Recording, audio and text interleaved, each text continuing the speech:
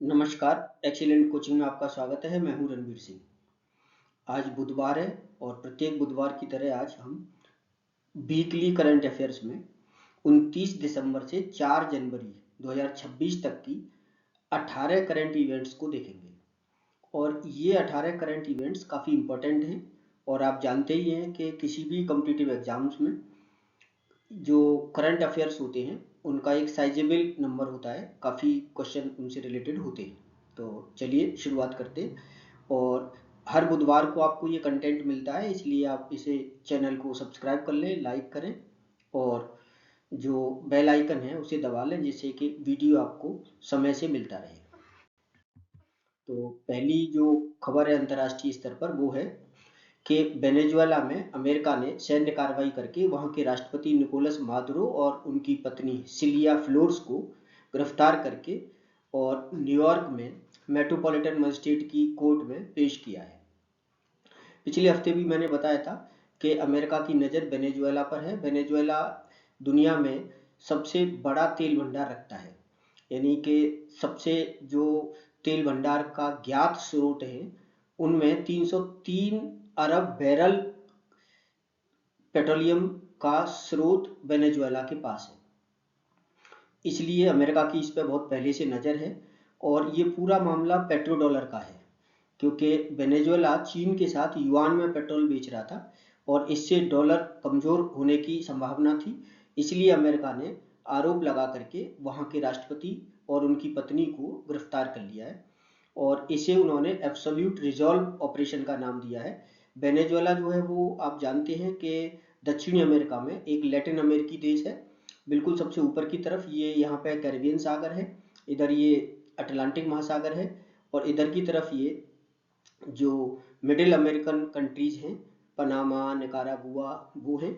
और इसके एक साइड में यहाँ पे ये कोलंबिया है और नीचे की तरफ ये ब्राज़ील है और इस साइड में यहाँ पे गुयाना है और इसकी राजधानी कराकास है। कराकास में अमेरिका की डेल्टा फोर्स ने कार्रवाई करके राष्ट्रपति और उनकी पत्नी को गिरफ्तार किया और उन पर उन्होंने मादक पदार्थों की तस्करी और आतंकवादी संगठनों के साथ काम करने का आरोप लगाया है और इन्हीं आरोपों के तहत उनको न्यूयॉर्क की कोर्ट में, मेट्रोपॉलिटन मजिस्ट्रेट की कोर्ट में पेश किया गया है। तो आगे देखते हैं इसमें क्या होता है। और अंतर्राष्ट्रीय स्तर पर अलग अलग देशों ने इस पर अलग अलग तरीके से प्रतिक्रिया व्यक्त की है, जिसमें रूस, चीन और सभी लैटिन अमेरिकी देशों ने अमेरिका की इस कार्रवाई का विरोध किया है। और जो संयुक्त राष्ट्र संघ में जो सुरक्षा परिषद की आपातकालीन बैठक बुलाई गई उसमें भी रूस और चीन ने, जो कि परमानेंट मेंबर हैं, उन्होंने इसका विरोध किया है। अगली खबर के तौर पर देखते हैं बल्गारिया को। बल्गारिया जो है यूरोजोन का 21वां सदस्य बन गया है। अभी 2023 में क्रोएशिया 20वां सदस्य बना था। तो इस प्रकार अब 2025 में, यानी अब 1 जनवरी से ये यूरोजोन का सदस्य हो जाएगा और यूरोजोन के सदस्यों की संख्या 21 हो गई है। जो कुल यूरोपीय जो 27 यूरोपीय संघ के सदस्य देश हैं, अब सिर्फ 6 देश रह गए हैं जो यूरोजोन में शामिल नहीं हैं। और इस प्रकार हम देखेंगे कि जो बल्गारिया है, अगर मैप पर देखें इसको, तो ये यूरोप का मैप है और इसमें यहाँ पर ये बल्गारिया है। ये इधर नीचे की तरफ ग्रीस यानी यूनान है और बल्गारिया के एक तरफ ये यहाँ पर ब्लैक सी है और इसके उत्तर में यहाँ पर ये नॉर्थ मैसिडोनिया, सर्बिया और ये रोमानिया है। तो इस प्रकार इनसे घिरा हुआ है ये। और ये अगर मैप पर आप देख पा रहे हैं तो ये इटली है। तो अब बात करते हैं कि जो यूरोजोन के जो अन्य, मतलब जो सदस्य देश हैं, मतलब जो सदस्य नहीं है, वो भी यूरो का उपयोग करते हैं। तो उनमें 4 ये माइक्रो स्टेट हैं, छोटे देश हैं। एक तो अंडोरा, मोनाको, वेटिकन सिटी और सैन मैरिनो। ये मतलब सदस्य तो नहीं है यूरोजोन के, लेकिन ये भी यूरो का उपयोग करते हैं। और इसी प्रकार कोसोवो और मॉन्टेनीग्रो, ये 2 देश हैं, ये बिल्कुल यहीं पर है बल्गारिया के ऊपर। मॉन्टेनीग्रो और कोसोवो ये भी मतलब यूरो का उपयोग करते हैं। अब हम समझते हैं कि ये यूरो क्या है और इस संधि को कब किया गया था। तो सबसे पहली बात तो यह है कि यूरोजोन यूरोपीय संघ के उन सदस्य देशों का एक भौगोलिक और आर्थिक क्षेत्र है जिन्होंने यूरो को अपनी आधिकारिक मुद्रा के रूप में अपना लिया है। मतलब 1992 में मास्ट्रिक्ट ट्रीटी हुआ था, मास्ट्रिक्ट संधि हुई थी, जिसके अंतर्गत यूरोपीय संघ के सदस्य देशों ने अपने लिए एक साझी मुद्रा विकसित करने का समझौता किया था, और उसी समझौते के अंतर्गत यूरो नाम से ये मुद्रा अस्तित्व में आई। और यूरो को अभी तक, जैसा मैंने अभी बताया है, जो देश अपनाते हैं वो लोग यूरो जोन के सदस्य कहलाते हैं। और इसको अपनाने से जो क्या लाभ होता है कि एक तो इन सदस्य देशों के बीच में आने जाने या व्यापार करने में जो मुद्रा का एक्सचेंज होता है, मनी एक्सचेंज होता है, उसकी लागत कम हो जाती है, समाप्त हो जाती है। दूसरा, कीमतों में स्थिरता आती है, और एक दूसरे के साथ व्यापार करने से इनकी कॉम्पिटिटिवनेस बढ़ती है, प्रतिस्पर्धा बढ़ती है। तो ये अब जो मुख्य पॉइंट हुए इसके वो ये हुए कि यूरोपीय सदस्यों ने कब यूरो का विचार मतलब तैयार किया, तो ये 1992 में मास्ट्रिक्ट संधि के अंतर्गत यूरो का विचार यूरोपीय संघ के देशों में लिया गया कि हम सभी देशों की एक साझी मुद्रा होनी चाहिए, और उस मुद्रा को नाम दिया गया यूरो। और फिलहाल जो यूरोपीय संघ जो है उसमें कुल 27 देश हैं, जिनमें से 21 ने यूरो को स्वीकार कर लिया है, बाकी धीरे धीरे अभी इसे अपनाएंगे। तो इस प्रकार ये यूरो जोन और यूरोपीय संघ दोनों में आपको अंतर स्पष्ट करना है। अगला है कि यूरोपीय संघ ने कार्बन टैक्स लागू किया है, CBAM यानी कार्बन बॉर्डर एडजस्टमेंट मैकेनिज्म के अंतर्गत। ये क्या है कि यूरोपीय संघ का कहना है कि हमारे यूरोपीय संघ के देशों के अंतर्गत जो खासतौर से ऊर्जा गहन उत्पाद हैं, यानी कि ऐसे प्रोडक्ट जिनमें ऊर्जा की ज़्यादा आवश्यकता होती है, जैसे सीमेंट है, लोहा है, इस्पात है, एल्युमिनियम है, फर्टिलाइजर्स हैं, बिजली है, इनको पैदा करने में ऊर्जा की ज़्यादा मात्रा इस्तेमाल होती है, और उससे कार्बन की ज़्यादा मात्रा उत्सर्जित होती है वायुमंडल में। तो यूरोपीय संघ का कहना है कि हम तो उत्सर्जन कम करते हैं, लेकिन बाकी देश ज़्यादा उत्सर्जन करते हैं। तो जो देश इन उत्पादों के बनाने में ज़्यादा कार्बन का उत्सर्जन करते हैं, अगर वहाँ से ये प्रोडक्ट यूरोपीय संघ में आएंगे या यूरोपीय संघ में संघ के देशों को अगर उनका निर्यात किया जाएगा, तो दोनों का डिफरेंस, कार्बन का जो डिफरेंस है, यानी कि उस प्रोडक्ट को बनाने में यूरोपीय संघ में कितना कार्बन उत्सर्जित हो रहा है और बाहर जहां से वो पदार्थ आयात किया जा रहा है वहां पे कार्बन का कितना उत्सर्जन हो रहा है, उसको एडजस्ट करने के लिए ये CBAM टैक्स लागू किया गया है। तो ये मतलब एक ऐसा टैक्स है जिससे भारत पर सीधा प्रभाव पड़ेगा। अब मैं भारत के उदाहरण से ही आपको इसको समझाता हूँ पूरे को, कि भारत जो है ना मुख्य रूप से एल्युमिनियम, लोहा और स्टील ये यूरोपीय संघ के लिए निर्यात करता है। अब भारत में इनके उत्पादन में CO2 का उत्सर्जन ज्यादा होता है, और यूरोपीय संघ के देशों में इनके उत्पादन में CO2 का उत्सर्जन कम होता है। तो दोनों का जो डिफरेंस होगा उस डिफरेंस के आधार पर भारत के ऊपर टैक्स लगेगा। तो इस तरह से भारत के इन प्रोडक्ट पर टैक्स बढ़ जाएगा। तो यहाँ पर थोड़ा सा इसको डायग्राम से समझ लेते हैं कि गैर यूरोपीय देश के संघ में जो उत्पादन होगा उसमें जो कार्बन उत्सर्जन होगा और उसका जो अंतर यूरोपीय संघ में आयात करने के बाद होगा, तो उस अंतर के आधार पर टैक्स लगेगा। तो सीधा सा मतलब है कि भारत के उत्पादों पर टैक्स बढ़ जाएगा, तो भारत के उत्पाद जो वहां पे महंगे हो जाएंगे।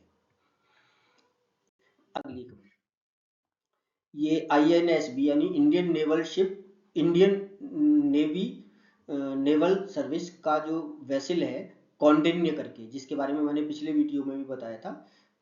ये एक ऐसा शिप है जो कि भारत की नेवी और भारत का संस्कृति मंत्रालय और गोवा का एक प्राइवेट कंपनी होदी इनोवेशन, इन तीनों के संयुक्त प्रयास से ये शिप बनाया गया है। और ये एक स्टिचिंग शिप है, यानी इसमें कील वगैरह का कोई प्रयोग नहीं हुआ है। जो भी चीजें हैं वो रस्सियों से और धागों से और उनसे मतलब बांध करके तैयार की गई हैं, पाल वगैरह ये सब चीजें उन्हीं से तैयार की गई हैं, इसलिए इसे स्टिचिंग मतलब सेलिंग वेसल नाम दिया जा रहा है, और इसको नाम दिया गया INSB कॉन्टिन्यू। तो ये जो है अपनी पहली समुद्री यात्रा पर निकला है। तो इसने 29 दिसंबर 2025 को पोरबंदर गुजरात से और मस्कट यानी ओमान तक की यात्रा शुरू की है। अब ये जो परियोजना है, ये असल में क्या है कि मतलब जो सांस्कृतिक जो प्रतीक होते हैं उनके माध्यम से पुरानी जो हमारी विरासत है उसको मतलब एक नया रूप देने के उद्देश्य से ऐसा किया गया है। तो इसका जो डिजाइन है इस शिप का, वो अजंता की गुफाओं में दर्शाए गए 5वीं शताब्दी के चित्र के एक जहाज पर मतलब आधारित है, जहाज के चित्र पर आधारित है, सॉरी। और इसको सांस्कृतिक प्रतीक के तौर पर इसका जो पाल है, पाल पर जो एक मतलब जो प्रतीक बनाया गया है वो गंड भेरुंड और सूर्य का चित्र है। गंड भेरुंड और सूर्य, गंड भेरुंड जो है वो प्राचीन जो कर्नाटक में कदम्ब वंश हुआ करता था उसका प्रतीक है, और वर्तमान में ये कर्नाटक सरकार का प्रतीक चिन्ह भी है, कर्नाटक राज्य का प्रतीक चिन्ह भी है, तो उसको इस पर बनाया गया है। और इसका जो नामकरण है वो भी मतलब प्राचीन भारतीय नाविक कौंडिन्य के नाम पर रखा गया है, जिन्होंने दक्षिण और मतलब पूर्वी एशिया में फूनन साम्राज्य की स्थापना की थी। तो उसी याद को ताजा करने के लिए और सांस्कृतिक विरासत को आगे बढ़ाने के लिए ये यहाँ पे मैप में अगर आप देखेंगे तो पोरबंदर से और ये यहाँ पे ओमान की राजधानी मस्कट तक ये जाएगा, और उसके बाद भी आगे भी इसकी यात्रा होगी, लेकिन फिलहाल मतलब ये अभी इस यात्रा पे निकला हुआ है। तो ये एक काफी इंपॉर्टेंट खबर बनती है। अब अगला है कि भारत ने जो बौद्ध विरासत हैं उन पे काम जारी रखते हुए एक खोज हुई है कश्मीर के बारामूला जिले में जेहनपोरा में, जहाँ पे 2000 साल पुराने बौद्ध परिसर का एक पता लगा है कि यहाँ पर बौद्ध परिसर हुआ करता था 2000 साल पहले, और ये कुषाण काल का है। तो एक तो इम्पोर्टेंट खबर ये जेहनपुरा बारामूला में बौद्ध मतलब जो परिसर है उसकी खोज, और फिर दूसरा है the light and the lotus मतलब नाम से एक प्रदर्शनी, जो कि पिपरवा जो अभिलेख हैं और पिपरवा जो मतलब बुद्ध के पवित्र अवशेष हैं जो यहाँ से बाहर चले गए थे और जिनको वापस लाया गया है, तो उनको प्रदर्शित करने के लिए प्रधानमंत्री ने नई दिल्ली में the light and the lotus नाम की प्रदर्शनी का उद्घाटन किया है। अब ये जो पिपरवा है, ये पिपरवा पूर्वी उत्तर प्रदेश में स्थित एक मतलब जगह है जहाँ पर बुद्ध के जन्म से संबंधित अवशेषों की खोज 1898 में एक अंग्रेज एस्टेट मैनेजर विलियम क्लेक्टन पेपे द्वारा की गई थी। और यहाँ पर बौद्ध स्तूप मतलब खोजा गया था, जिसमें भगवान बुद्ध के अस्थि अवशेष, एक क्रिस्टल ताबूत, सोने के गहने और 349 रत्न शामिल है। इन्हें भगवान बुद्ध के परिजनों शाक्यों द्वारा जमा किया गया था इस जगह पर। ये अवशेष सारे बाहर चले गए थे। अब इनको भारत सरकार ने अभी हांगकांग में सोथवी में इनकी नीलामी हो रही थी, तो भारत सरकार के कहने पर उस नीलामी को रोक दिया गया और अब इन्हें भारत वापस लाया गया है। तो इन सारे मतलब प्रतीकों को प्रदर्शित करने के लिए ही the light and the lotus नाम की प्रदर्शनी लगाई गई है। तो ये एक इम्पोर्टेंट खबर बनती है। अगला है कि जो तंबाकू उत्पाद हैं उन पर जीएसटी को बढ़ा दिया गया है। ये जो जीएसटी काउंसिल की मीटिंग हुई थी उसमें निर्णय लिया गया था, अब ये 1 जनवरी से इसे लागू कर दिया गया है और अब जीएसटी उत्पादों पर 40% टैक्स लगेगा, प्लस उन पे एक मतलब हेल्थ के लिए सेस भी लगाएगा। बस बीड़ी को जो कि मतलब मजदूर लोग और जो मतलब गरीब वर्ग का तबका प्रयोग करता है उन पर 18% टैक्स होगा। बाकी सारे तंबाकू उत्पादों पर चाहे पान मसाला हो या अन्य उत्पाद हो, सिगरेट हो, उन पर 40% प्लस ये सेस लगेगा।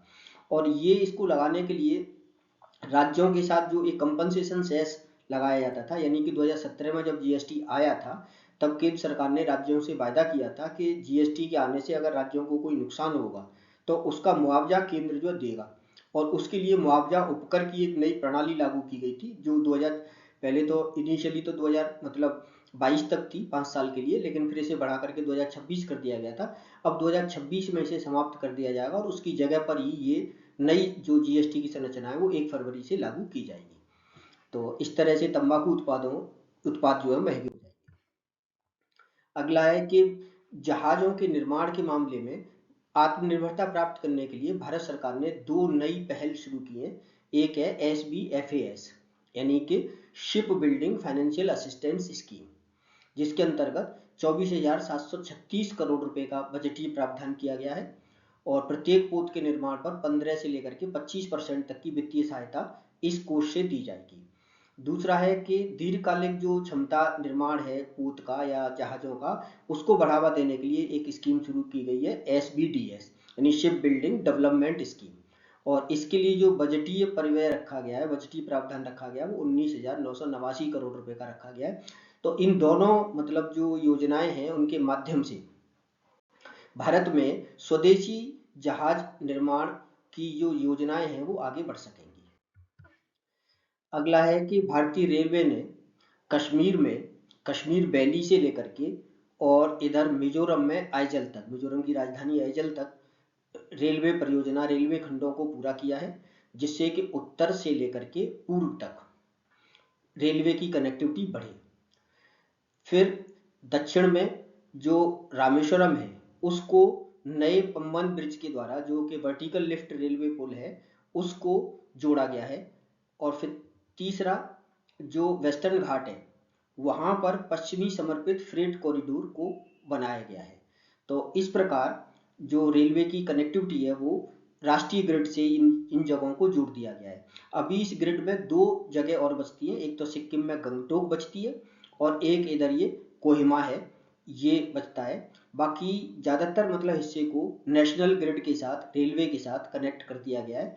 तो इस प्रकार मतलब अपनी पहुंच रेलवे ने इन जगहों तक बढ़ा दी है।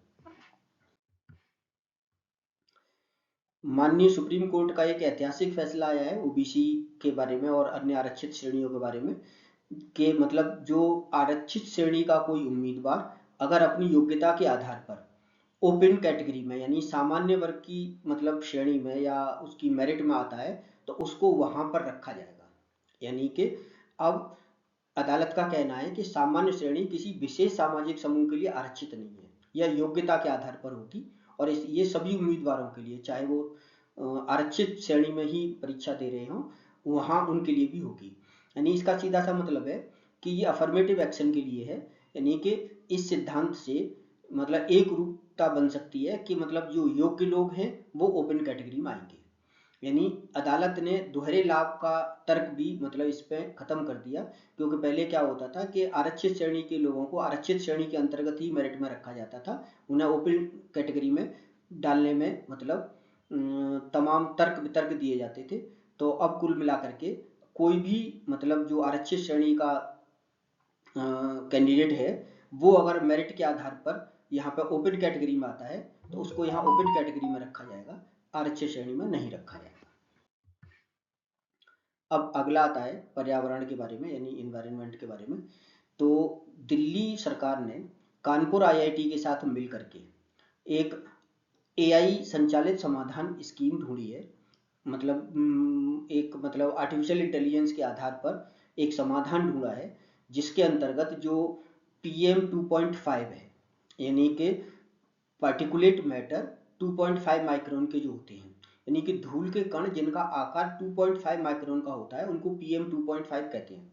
और प्रदूषण में सबसे ज्यादा रोल इनका होता है, क्योंकि ये सांस के साथ फेफड़ों में चले जाते हैं और फेफड़ों से फिर हमारी धमनियों में और शिराओं में पहुंच करके नुकसान पहुंचाते हैं। तो ये PM 2.5 जो प्रदूषक है इसका 1/3 हिस्सा ये अमोनियम सल्फेट से आता है।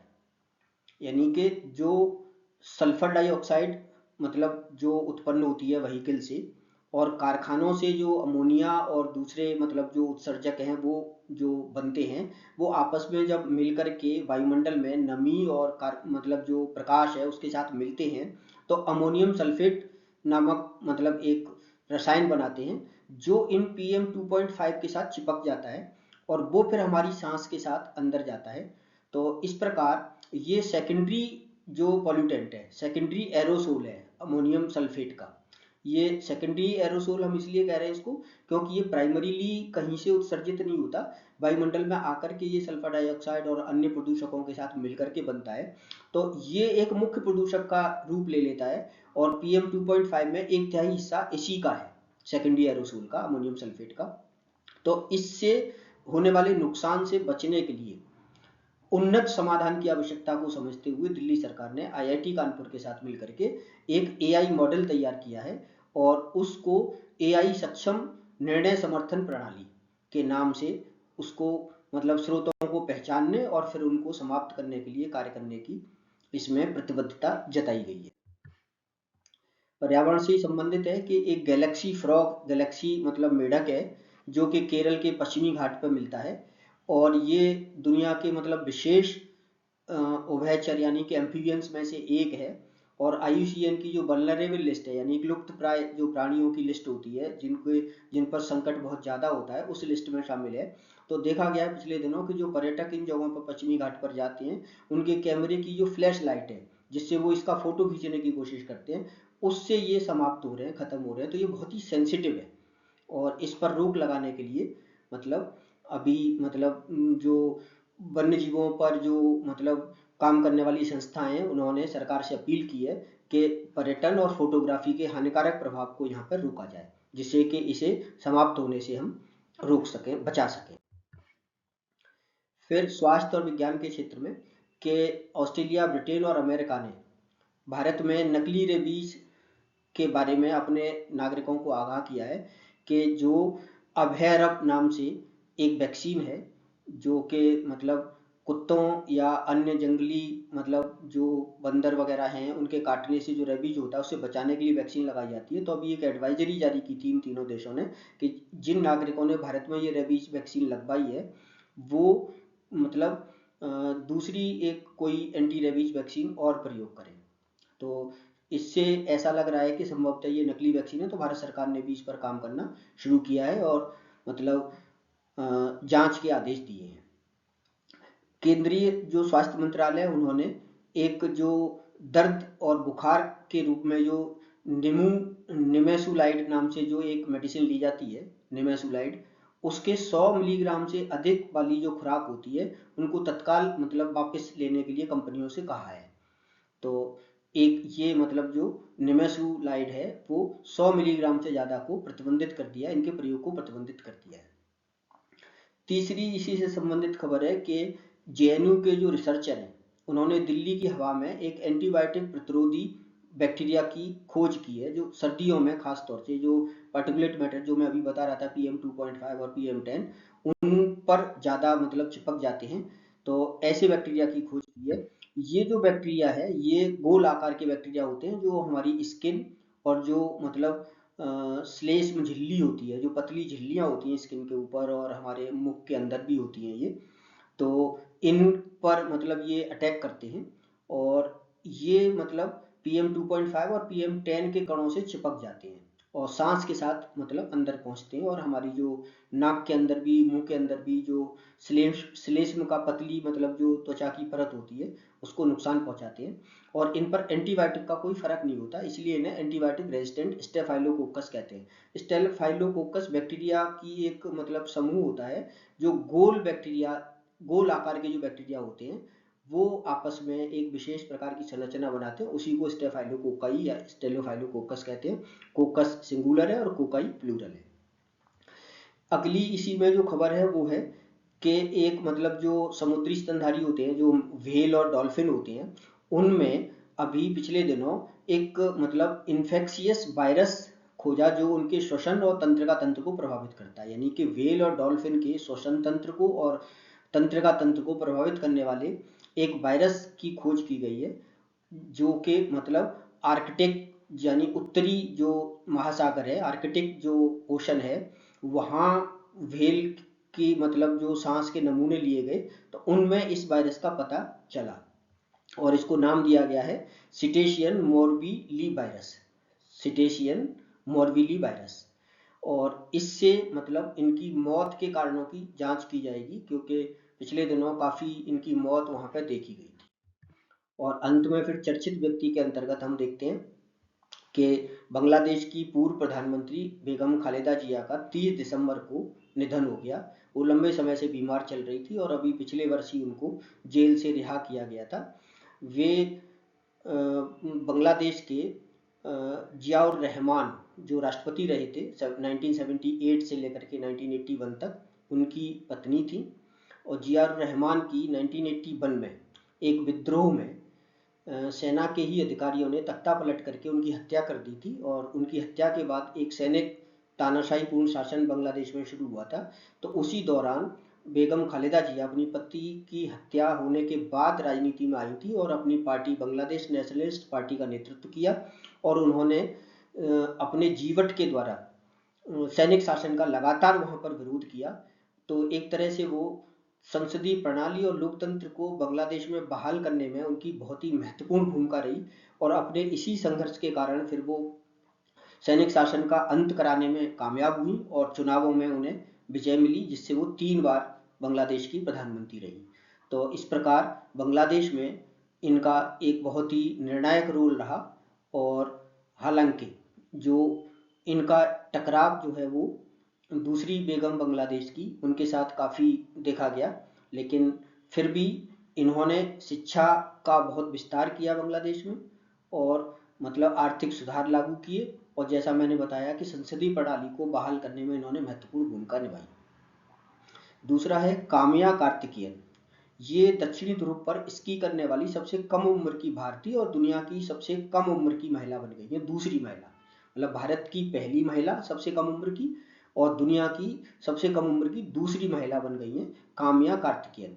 इन्होंने 27 दिसंबर को दक्षिणी ध्रुव पर पहुंची और 18 साल की उम्र में 110 किलोमीटर की चुनौतीपूर्ण स्कीइंग का ट्रैक इन्होंने पूरा किया, और -30 डिग्री सेल्सियस तक का तापमान और तेज हवाओं के बीच उन्होंने ऐसा कर दिखाया।